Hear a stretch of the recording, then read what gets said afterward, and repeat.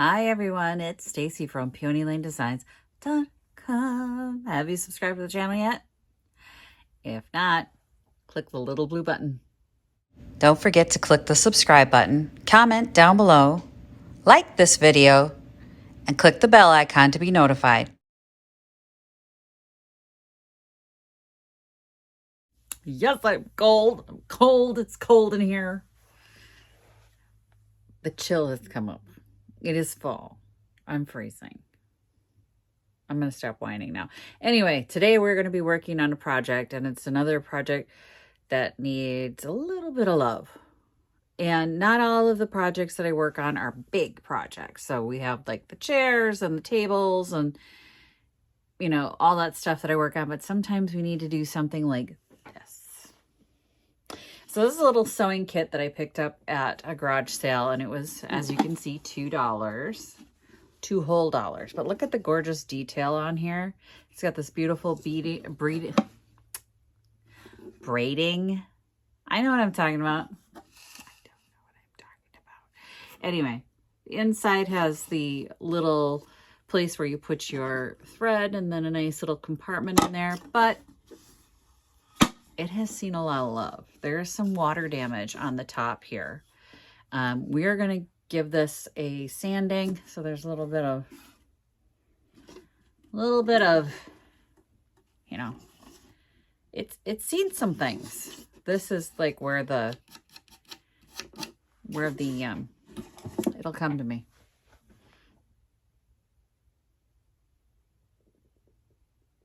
No, it won't.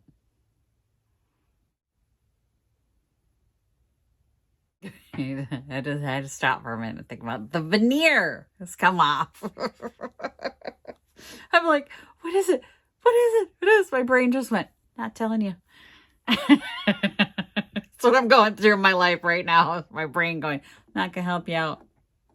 Good luck.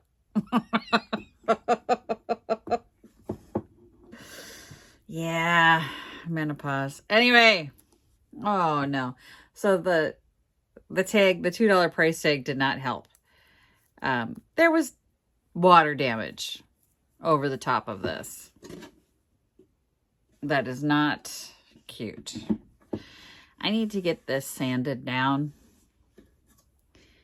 and just improved. We're not going to completely strip it down and redo it because it is a vintage piece. It has seen some work in its day. I'm not going to go through the interior, clean the whole thing up.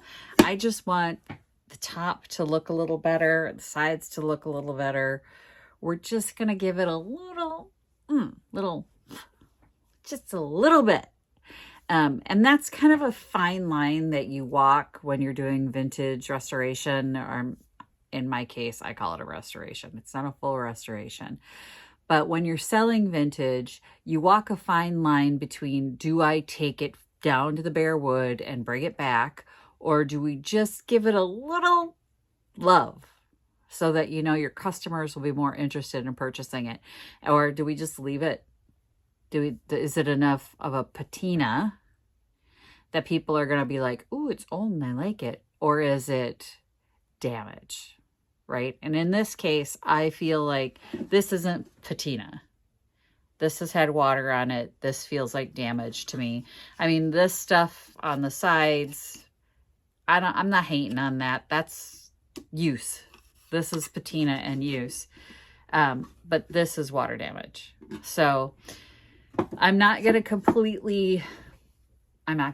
it. I'm just going to sand it down. We're going to put a little coat of stain over it and just give it the protection it needs to continue life. That's a good way of saying it, I guess, because it really is. It's a fine, fine line between, do I leave it? Is that damaging the vintage aesthetic? Is that something that the customer will even want? And a lot of times the answer is no. So the customers, it depends on where you're shopping. I think people can look past certain things if they're at a garage sale and they find something like this. When they come into a shop like ours, they're looking for a more curated experience, and a lot of times they will not look past that. They just don't. They're looking for something that has already had the improvements made. They don't want to be the one to do it. So that's what we're doing today. We're going to give this just a little sanding, a little improvement, and send it on its merry little way, but we're not going to completely strip it down and redo it.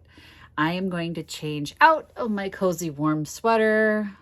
I think I'm going to go find a sweatshirt though, because it's still chilly, but I don't want to get stain on this, so I'll be back. Better. So now I got my sweatshirt on that has paint all over it. And I put my apron on that covers the trousers, because I got new pants on and I don't want to get anything on those either. Yet. I'm sure eventually it will happen. Anyway, I have ripped off a piece of 220 grit sandpaper, and that's what I'm going to use to sand down the top. I am not using an electric sander. Why? Because it's veneer. And we don't want to bust all the way through the veneer and like completely have to redo this. So we are going to do a manual sanding, and it's going to be gentle. All right, we'll be gentle about it. Let me get you switched around. All right, now I'm wondering if I even have the right stain for this, but we're not going to worry about that right this second.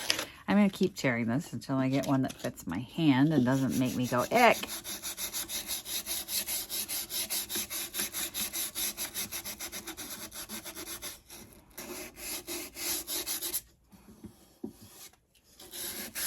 Not taking much to pull this down. As you can see, it's going right down to the wood where the damage is. I am not pressing hard at all. That tells me this was a good idea, because this was just going to keep flaking and creating a problem. And it goes all the way in on the edge. Look at this coming right off. I'm not even putting any pressure on this. Ooh. Yeah, this is ready. This is ready to fall apart.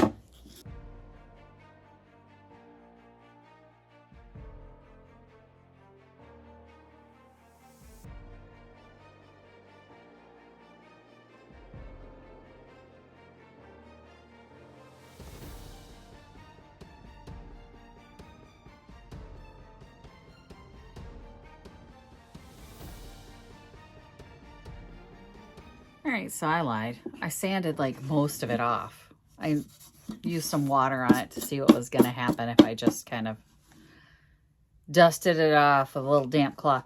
But most of the finish came off. Still a little damp. The sides, not so much. I sanded down where the sharp edge was here. Was it there or right here? Oh, here. Right there, the sharp edge, and then there was a cut in the veneer right here. I sanded that so that like nobody's skin is getting caught on that. And then I just kind of give a quick sand to the rest of it. I'm gonna do something that's probably gonna make me not real popular with some purists out there. I'm gonna do it anyway. I'm gonna use my aging glaze first over everything,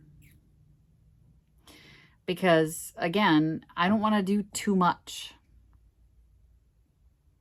I don't want to do too much. I don't want to get a stain, and no, that's not the goal here. If I need to, I will clear over the whole thing. That's what I'm going to do. I'm waiting like you guys can yell at me through the TV. I know I can't hear you.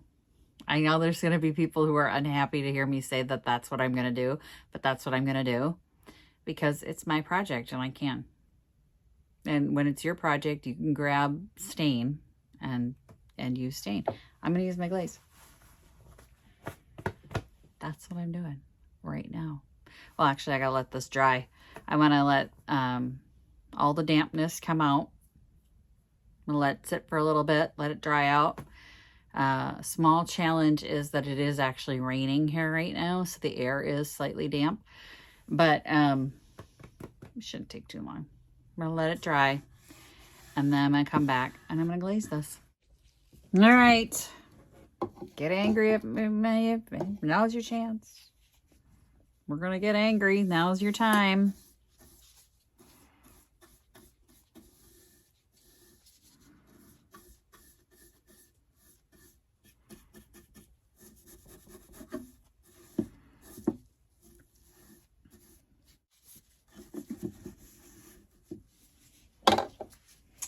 Now, I have a cloth here. And I'm gonna start wiping this away. Pretty.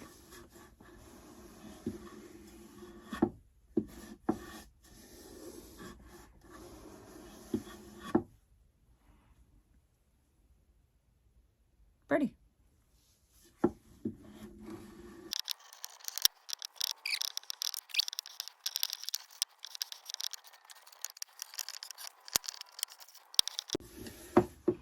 Okay, I'm going to do the same thing on all the scratches on the side, and we'll come back.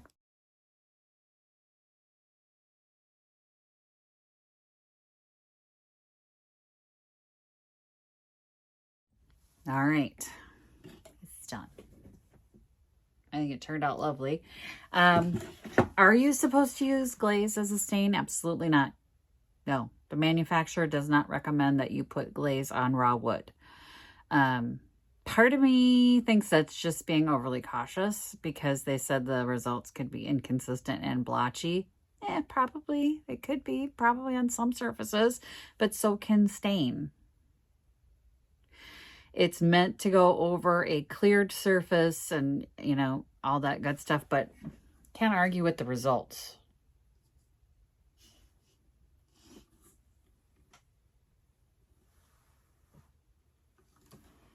So it did exactly what I was hoping it would do.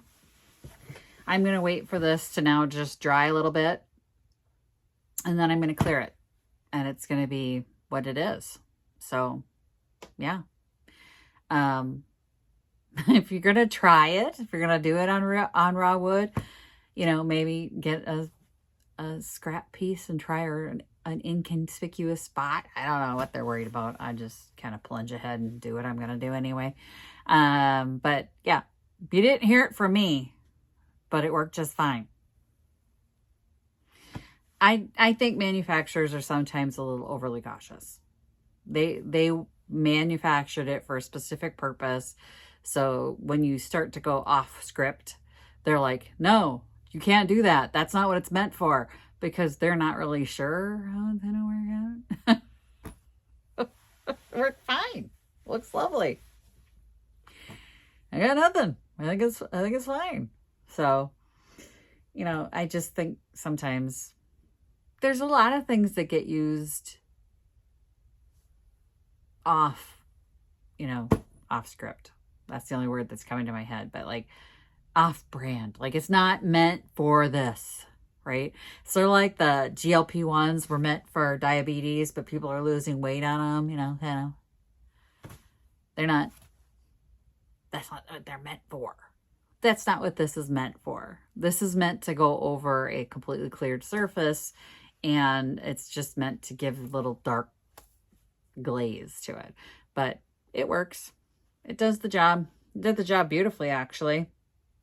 And I actually like the difference in color on the little braid. It's not as dark as the rest of it. Just give it like a little